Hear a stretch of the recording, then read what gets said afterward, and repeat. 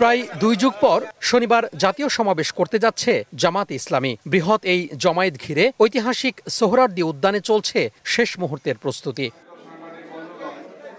সমাবেশের সব শেষ প্রস্তুতি নিয়ে জাতীয় প্রেসক্লাবে সংবাদ সম্মেলন করেন দলের সেক্রেটারি জেনারেল মিয়া গোলাম পরওয়ার। নির্বাচনের লেভেল প্লেইং ফিল্ড নিশ্চিত করা, গণহত্যার বিচার, বিভিন্ন দাবি সমাবেশ থেকে উত্থাপনের কথা জানান তিনি। রাজনৈতিক ময়দানে নির্বাচনকে নিরপেক্ষ করার প্রয়োজনে যে মাঠের সমতা প্রয়োজন, সে সমতা নেই। সংখ্যানুপাতিক পদ্ধতিতে এই নির্বাচন হলে দক্ষ যোগ্য পার্লামেন্টেরিয়ানকে পার্লামেন্টে প্রত্যেকটি দল তাদের সিনিয়র নেতাদেরকে সেখানে মনোনীত করে সংসদে পাঠাতে পারবে। ফলে পার্লামেন্ট একটা কোয়ালিটি পার্লামেন্ট হবে। সংস্কার না হলে নির্বাচন সুষ্ঠু হবে না, আর একটা ফ্যাসিবাদের জন্ম হবে।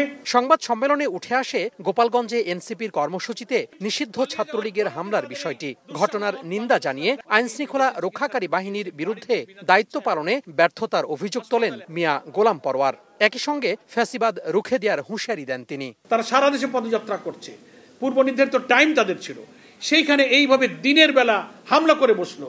ভিডিওতে আপনারা দেশবাসী দেখেছেন যে পুলিশ প্রশাসন বা যারা সেখানে উপস্থিত ছিলেন ল অ্যান্ড অর্ডার সিচুয়েশনকে দেখার জন্য, তারা কিন্তু কাঙ্ক্ষিত মানে যথার্থ ভূমিকা কিন্তু পালন করতে পারেনি। জাতীয় সমাবেশে আইনশৃঙ্খলা সহ বিভিন্ন বিষয় গুরুত্বের সাথে বিবেচনা করা হচ্ছে বলেও জানান জামাতের সেক্রেটারি জেনারেল। গোপালগঞ্জের সেই সব জায়গাগুলোতে। তোহা খান তামিম, সময় সংবাদ, ঢাকা।